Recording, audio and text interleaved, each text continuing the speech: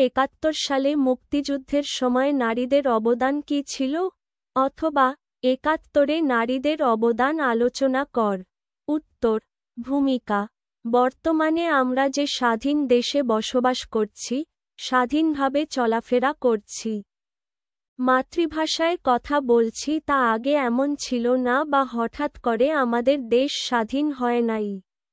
দীর্ঘ সময় ব্রিটিশ শাসন, তারপর 24 বছর পাকিস্তানি শাসনের হাত থেকে এই দেশ লড়াই সংগ্রামের মধ্য দিয়ে আমাদের পরম পাওয়া আমাদের দেশ বাংলাদেশ। আমরা যেমন লড়াই সংগ্রামের মধ্য দিয়ে দেশ পেয়েছি, আর এই লড়াই সংগ্রামের দেশের সকল শ্রেণীর মানুষের অংশগ্রহণে কঠিন কাজকে সহজে রূপান্তর করা হয়েছে।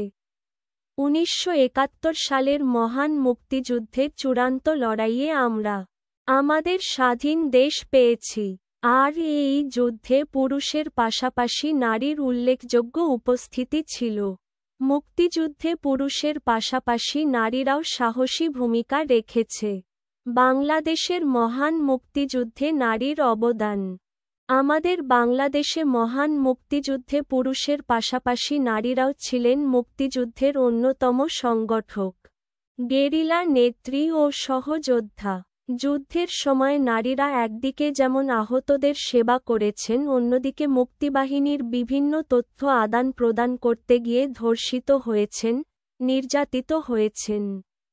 এর পাশাপাশি অস্ত্র বহন, সম্মুখ যুদ্ধে অংশগ্রহণ প্রভৃতি করেছেন। নিম্নে 1971 সালের বাংলাদেশের মহান মুক্তিযুদ্ধের সময় নারীদের অবদান সম্পর্কে আলোচনা করা হল। 1. প্রত্যক্ষ যুদ্ধে নারী। বাংলাদেশের মহান মুক্তিযুদ্ধে অনেক নারী প্রত্যক্ষ যুদ্ধে অংশগ্রহণ করেছে। জীবনের ঝুঁকি নিয়ে তারা দেশকে রক্ষার জন্য শত্রুর বিরুদ্ধে অস্ত্র হাতে ঝাঁপিয়ে পড়েছিল। এই সকল মহান নারীদের মধ্যে অন্যতম হলেন তারামন বিবি, সেতারা বেগম, খালেদা খানম, রিজিয়া চৌধুরী, মমতাজ বেগম প্রমুখ। এদের মধ্যে খালেদা খানম মাদারীপুরের শরীয়তপুরে কাজ করেছেন। তিনি নিজে যুদ্ধে অংশগ্রহণ করেছেন। তার পাশাপাশি অন্য মেয়েদের যুদ্ধে অংশগ্রহণ করার জন্য উৎসাহ জুগিয়েছেন। তিনি স্থানীয় নেতার সঙ্গে থানা আক্রমণের দায়িত্বে ছিলেন। তাছাড়া আরও অনেক মহান নারী মুক্তিযুদ্ধে জীবনকে উৎসর্গ করেছেন। আবার অনেকে মুক্তিযুদ্ধে গুরুত্বপূর্ণ অবদান রেখেছেন। তাদের মধ্যে অন্যতম হলে বিথিকা ও শিশির। তারা পাকিস্তানি বাহিনীর লঞ্চে আক্রমণ করে, পুকুরের পানিতে ডুবে কচুরিপানা মাথায় নিয়ে লঞ্চের কাছে গিয়ে গ্রেনেড নিক্ষেপ করে। আবার তারামন বিবি মুক্তিযুদ্ধের ইতিহাসে গুরুত্বপূর্ণ নাম। মুক্তিযুদ্ধে অসামান্য অবদানের জন্য তাকে বীর প্রতীক খেতাবে ভূষিত করা হয়। তিনি সরাসরি সম্মুখ যুদ্ধে অংশগ্রহণ করেন। এভাবে আরও অনেক মহান নারী মুক্তিযুদ্ধে অংশগ্রহণ করে দেশকে স্বাধীন করতে অবদান রেখেছেন। 2. আশ্রয়দাতা নারী। আমাদের মহান মুক্তিযুদ্ধে অংশগ্রহণকারী যোদ্ধাদের আশ্রয়দাতা হিসেবে নারীদের অবদান অসামান্য। তারা বিভিন্ন সময় যোদ্ধাদের নিরাপদে রাখার জন্য তাদের আশ্রয় দিয়েছেন। নিজেদের জীবন বিপন্ন করে নিজেদের শোবার ঘরে মুক্তিযোদ্ধাদের থাকার জায়গা করে দিয়েছেন। পাক সেনাদের হাত থেকে রক্ষার জন্য মুক্তিযোদ্ধাদের গোসলখানায়, রান্নাঘরে, বাথরুমে লুকিয়ে রেখে রক্ষা করেছেন। এমনকি মুক্তিযোদ্ধাদের তাদের নিজের স্বামী বা নিকট আত্মীয় বলে পরিচয় করিয়ে দিতেন। 3. অস্ত্র সংরক্ষণে নারী। অনেক সময় মুক্তিযোদ্ধারা বিপদে পড়ে তাদের হাতে অস্ত্র থাকলে আরও বেশি বিপদ হতে পারে, তাই নারীরা মুক্তিযোদ্ধাদের অস্ত্র সংরক্ষণে গুরুত্ব ভূমিকা পালন করেছিল। অনেক সময় তাদের অস্ত্র চালের পাত্রে, মুরগির খোয়ারে, বিছানার নিচে, মাটির নিচে, আলমারিতে লুকিয়ে রাখতেন এবং আবার নির্দিষ্ট সময়ে তা আবার মুক্তিযোদ্ধাদের হাতে ফিরিয়ে দিতেন। 4. তথ্য আদান প্রদানে আমাদের মহান মুক্তিযুদ্ধের সময়ে তথ্য আদান প্রদানে নারীরা গুরুত্বপূর্ণ ভূমিকা পালন করেছেন। তাদের জীবনের ঝুঁকি নিয়ে তারা এক স্থান থেকে অন্য স্থানে গুরুত্বপূর্ণ তথ্য আদান প্রদান করেছেন। মুক্তিযুদ্ধের সমর্থনে গোপনে বিভিন্ন লিফলেট, পত্রিকা ছাপানো, এক জায়গা থেকে অন্য জায়গায় তথ্য আদান প্রদান করতেন। তাছাড়া বুদ্ধিজীবীদের চিঠি আদান প্রদানে নারীদের গুরুত্বপূর্ণ ভূমিকা ছিল। ৫. বেতার কেন্দ্রে ভূমিকা আমাদের মহান মুক্তিযুদ্ধে অংশগ্রহণকারী যোদ্ধাদের এবং মুক্তিকামী মানুষের প্রেরণার উৎস ছিল স্বাধীন বাংলা বেতার কেন্দ্র। এই বেতার কেন্দ্র থেকে বিভিন্ন কবিতা, গান, সংবাদ মুক্তিকামী মানুষের উৎসাহ যোগানোর জন্য প্রচার করা হতো। আর এগুলোর কেন্দ্রে ছিল নারীদের উল্লেখযোগ্য একটি সংখ্যা। তারা বিভিন্ন অনুষ্ঠানের মাধ্যমে মানুষের মনে অনুপ্রেরণা জুগিয়েছেন।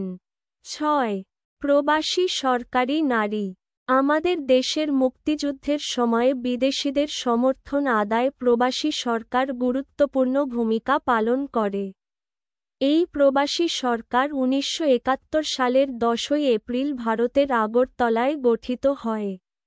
এই সরকারের সদস্য ছিল পূর্ব পাকিস্তানের জাতীয় ও প্রাদেশিক পরিষদের নির্ধারিত সদস্য দ্বারা মন্ত্রিসভা গঠন করা হয়েছিল, যা ১৯৭১ সালে ১৭ এপ্রিল মেহেরপুরের বৈদ্যনাথতলায় এক অনুষ্ঠানের মধ্য দিয়ে মন্ত্রিসভা শপথ গ্রহণ করে। এই অনুষ্ঠানে নারী সমাজের সমগ্র দেশের পক্ষে প্রতিনিধিত্ব করেন বেগম নাজিরা ইসলাম। তাছাড়া অর্থ মন্ত্রণালয়ে মধুরানী সাহা, স্বাস্থ্য মন্ত্রণালয়ে ডা. তাহেরা খাতুন, আক্তার জেবিন প্রমুখ। প্রবাসী সরকারকে সহযোগিতা করার জন্য ১০ই জুলাই আগরতলায় ১০ সদস্যবিশিষ্ট আওয়ামী মহিলা স্বেচ্ছাসেবক বাহিনী গঠন করা হয়। এই কমিটির অধিকাংশ ছিলেন নারী সদস্য। এই কমিটির উদ্দেশ্য ছিল গেরিলা যুদ্ধের প্রশিক্ষণ, নার্সিং প্রশিক্ষণ, হাসপাতাল পর্যবেক্ষণ, নারী ও শিশু স্বাস্থ্য পর্যবেক্ষণ করা ইত্যাদি। এভাবে প্রবাসী সরকার থেকে নারীরা পরোক্ষভাবে মুক্তিযুদ্ধে অবদান রেখেছে। ৭. গেরিলা যুদ্ধে নারী। আমাদের দেশের স্বাধীনতা যুদ্ধের সময়ে গেরিলা বাহিনী গুরুত্বপূর্ণ ভূমিকা পালন করে। শত্রুদের সাথে সরাসরি গেরিলা যুদ্ধ হয়। এই গেরিলা যুদ্ধে পুরুষের পাশাপাশি নারীর অংশগ্রহণ ব্যাপক ছিল। পাক সেনাদের প্রতিহত করার জন্য এই গেরিলা বাহিনী গঠন করা হয়েছিল। সেখানে নারীরা গুরুত্বপূর্ণ ভূমিকা রাখে। ৮. অস্ত্র হাতে প্রশিক্ষণ। বাংলাদেশের মহান স্বাধীনতা যুদ্ধের সময়ে মুক্তিবাহিনীর শক্তি বৃদ্ধি করার জন্য নারীদের অস্ত্র হাতে প্রশিক্ষণ দেয়া হয়েছিল। পুরুষের পাশাপাশি নারীদের যুদ্ধে উপযুক্ত করে তোলার জন্য তাদের অস্ত্র চালানো শেখানো হতো। তৎকালীন অস্থায়ী রাষ্ট্রপতি সৈয়দ নজরুল ইসলাম, প্রধানমন্ত্রী তাজউদ্দিন আহমেদ, ত্রাণমন্ত্রী কামরুজ্জামান হেনা ও জাতীয় পরিষদ সদস্য সাজেদা চৌধুরীর প্রচেষ্টায় নারীদের মুক্তিযুদ্ধে অংশগ্রহণ করার লক্ষ্যে প্রশিক্ষণ ক্যাম্প গঠিত হয়। এসব প্রশিক্ষণ ক্যাম্পে দেশে বিভিন্ন স্থানের নারীরা প্রশিক্ষণ গ্রহণ করে যুদ্ধে অংশগ্রহণের উপযোগী হয়ে দেশের বিভিন্ন অংশে ছড়িয়ে পড়ে যুদ্ধে অংশ নিয়েছিল। আবার যুদ্ধাহত সেনাদের সেবায় নিয়োজিত হয়েছিলেন। নারীরা এভাবে মুক্তিযুদ্ধে অবদান রেখেছেন। ৯. সেবা প্রদানে নারী। মহান মুক্তিযুদ্ধে সেবাদানের ক্ষেত্রে নারীদের ভূমিকা অপরিসীম। মুক্তিযুদ্ধের সময় মুক্তিযোদ্ধাদের নানাভাবে সেবা করেছেন। মুক্তিযুদ্ধে অংশগ্রহণকারী আহত যোদ্ধাদের সেবার জন্য বাংলাদেশ ফোর্সেস হাসপাতাল নামে একটি হাসপাতাল গড়ে তোলা হয়, যে হাসপাতালে মহিলা ডাক্তারদের গুরুত্বপূর্ণ ভূমিকা ছিল। তাছাড়া দেশে যারা নার্সিং প্রশিক্ষণ প্রাপ্ত ছিল তারাও দেশের বিভিন্ন স্থানে বিভিন্নভাবে আহত মুক্তিযোদ্ধাদের সেবা প্রদান করেছে। ১০. খাবার সংগ্রহ।